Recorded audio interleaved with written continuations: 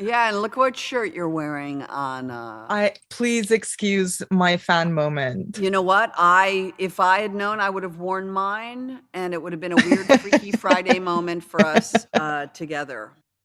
Welcome to the Final Girls podcast, where I make all my fangirl dreams come true by talking to the Jamie Lee Curtis.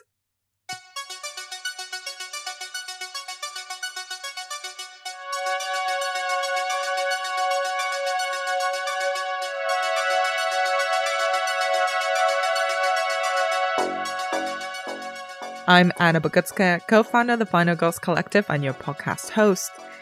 We're making a little detour from our teen horror season to stop by in Haddonfield, Illinois. Halloween Kills is out in UK cinemas now. The film, directed by David Gordon Green, is the new installment in the reboot of John Carpenter and Deborah Hill's iconic film, starring once again the great Jamie Lee Curtis in the role of Laurie Strode. We'll have a full episode coming next week discussing the film in spoiler-free and spoilerific detail, but in the meantime, I had the absolute honor of speaking to the living legend herself about the new Halloween film, Laurie Strode's emotional arc, and her warrior nature, as well as some of the extreme violence of the movie. This was a dream come true. And of course, I was wearing the Jamie Lee Curtis t-shirt from our collaboration with Girls on Tops, because how could I not? A quick reminder, you can follow us on Twitter and Instagram at The Final Girls UK for updates, event announcements, horror memes, and embarrassing pictures of me wearing a Jamie Lee Curtis t-shirt talking to the actual Jamie Lee Curtis. We also have a Patreon where you can support our work, get occasional bonus episodes, and I will be posting the full video of this interview over there. But for now, enjoy the interview, watch the film, it's out in UK cinemas now, and we'll be back to discuss Halloween Kills in its entirety in another bonus episode.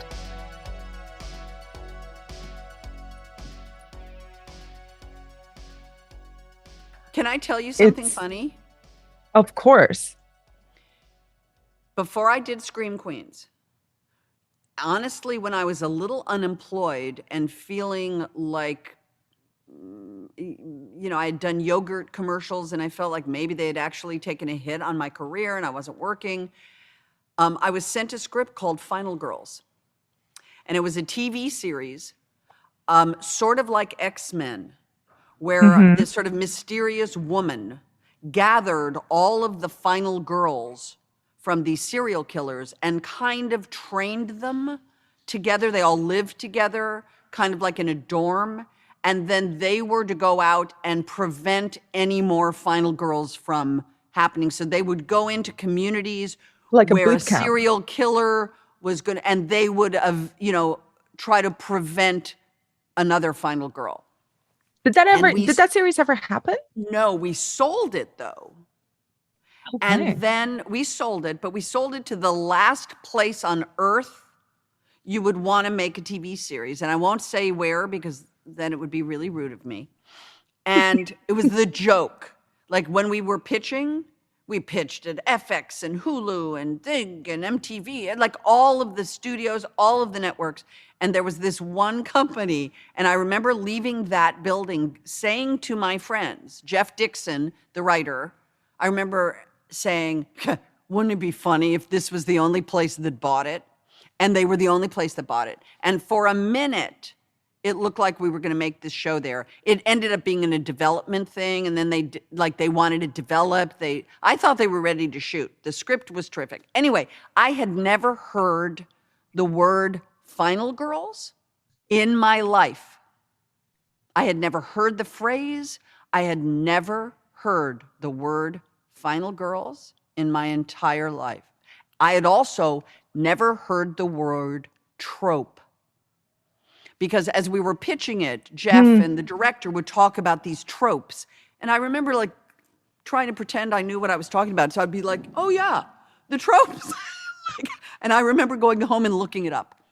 I was like, what the fuck is a trope? So I'd never heard the word Final Girls and I didn't know what a trope was. But now I do. And sorry, I hijacked your interview.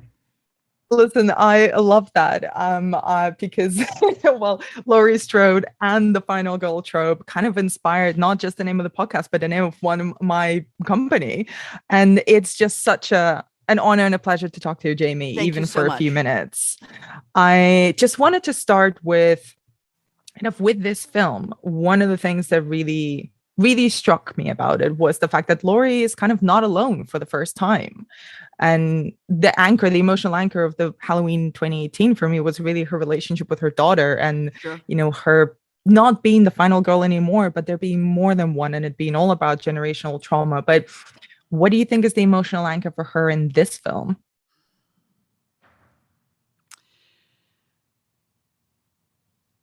I look at Laurie Strode as somebody who is a pinball in a pinball machine. And when Michael Myers first arrived, she was going to go to med school. She was going to be the valedictorian of her class. Mm. She might have gotten a kiss before she graduated high school, but she was focused. And, the trauma of that night, the occurrence of that night catapulted her life. And she just didn't get any mental health help. And I look at her like a pinball and a pinball machine. She just banged around life. She banged into guys. She banged into like whatever she did. The way a pinball makes contact and then it recoils. That's the nature. The bumpers. It bang, bang, bang, Mm. bang, and then it drops down the bottom. Clink. Then you shoot it back up, and then it goes again. I feel like that's what her life was. And one of those bangings ended up creating a child who then she tried to take care of, and then they took the child away. The husband left, the other, like it all fell apart. At the end of the 2018 movie, I think she could have died in the back of that truck. She could have bled out and been the happiest person on earth. Back with her daughter, back with her granddaughter, Michael Myers dead. I think she would have died so happy. This new movie, she's wounded warrior. She cannot. First of all, the first part of the movie, she thinks he's dead. Yeah. And so we actually get to see this very romantic side of her. Mm-hmm. Little flirty, little what if Frank Hawkins is wheeled in next to her. I actually think she probably thought Frank was Karen's father. Because she says to him, do you remember that night in the bar? Yes. Do you remember what happened? She's trying to say, did we have sex in the bar in the back in the bathroom? Because I have a vision of somebody having sex with me in the bar in the bathroom. And I kind of feel like you were there. And he says, yeah, we kissed. And I wanted more, but I didn't. And I think in that, like we see that happening with Laurie and Hawkins. And I think there's something lovely and romantic and for the first time, some hope for her. They've survived. They're both alive. Maybe they'll be together. Maybe it's all going to work out. And then the truth shows up. So she's a wounded warrior. She's opening like a flower, the way a woman does around someone who is gentle with them. And do you know what I mean? Like she's leaning in to the possibilities of love. And then the reality hits.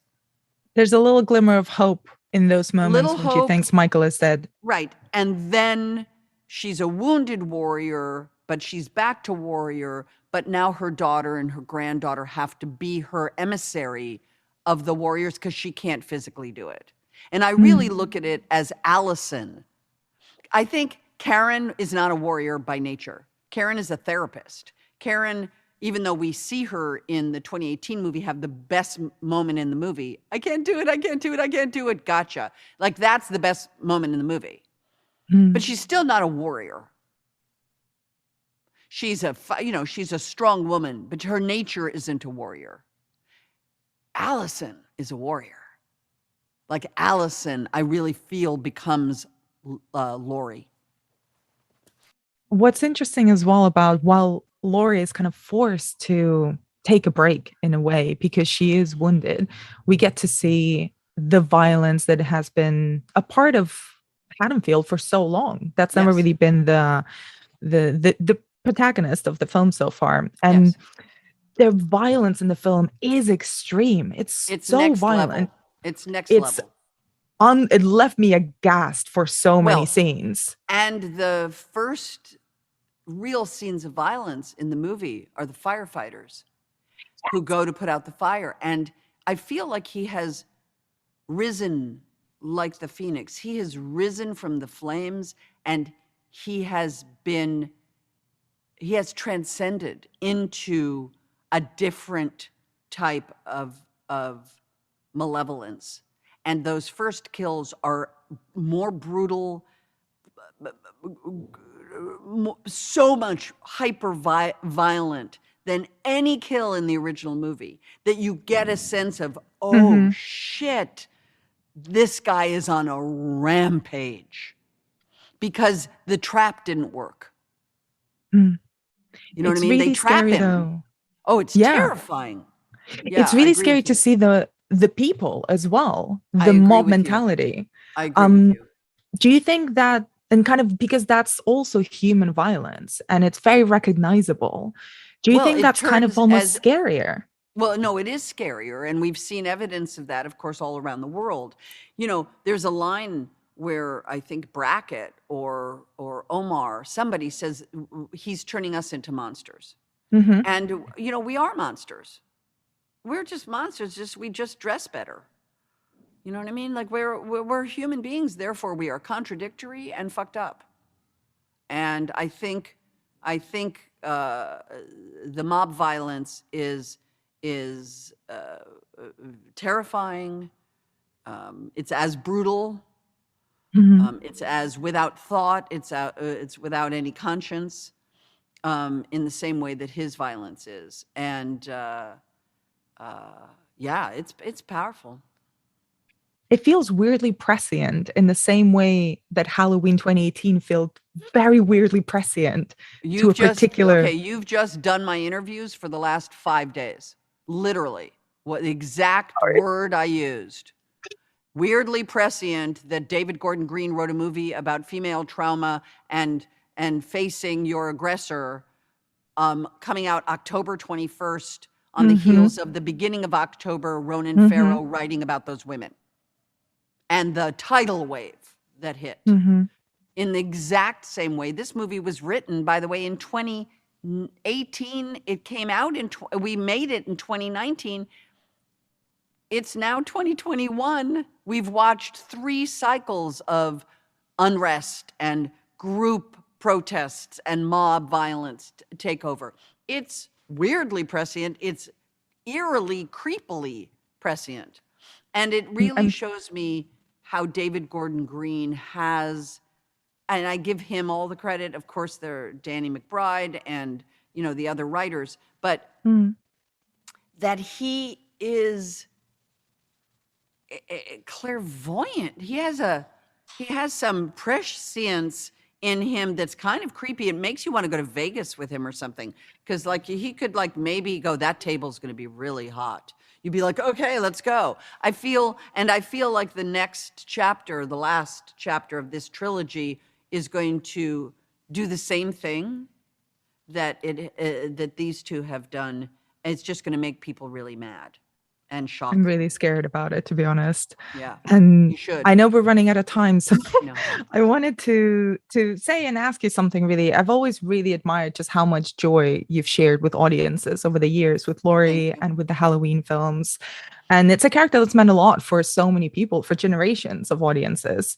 And I wanted to ask you, kind of, have you noticed, or what have you noticed from people's relationships with Laurie Strode with this new trilogy of films? The best way I can answer it is something you can actually look up. When we sold the 2018 movie and I was, you know, on the tour, we did the cover of Entertainment Weekly, and there's a Mhm. photograph that Art Streiber took that my friend Michelle Romero created. And it's a picture of Laurie Strode and Jamie Lee Curtis. And Jamie Lee Curtis is holding Laurie Strode's face and kissing her on her forehead. That's how I think people feel about Laurie. Like, I think we all have wanted to take care of her all these years. I think that vulnerability that she showed back in 1978 is the same level of empathy that we felt for her then. This unexpected heroine, this brainiac sweet girl who just wanted a boy to kiss her. And I think there's something so gentle about her that I think people have related to her for all these years. And the way I am looking at her in that picture is the way I think people come to me. They just they love her the way I love her. And when you see that picture, you can look it up. Entertainment Weekly, Jamie and Laurie. It's a beautiful photograph. It's a beautiful photograph and a powerful picture. I really do hope that audiences take care of Laurie with this new film as well. Jamie, it's been a pleasure. Thank you so much. Thank you. It's been my pleasure.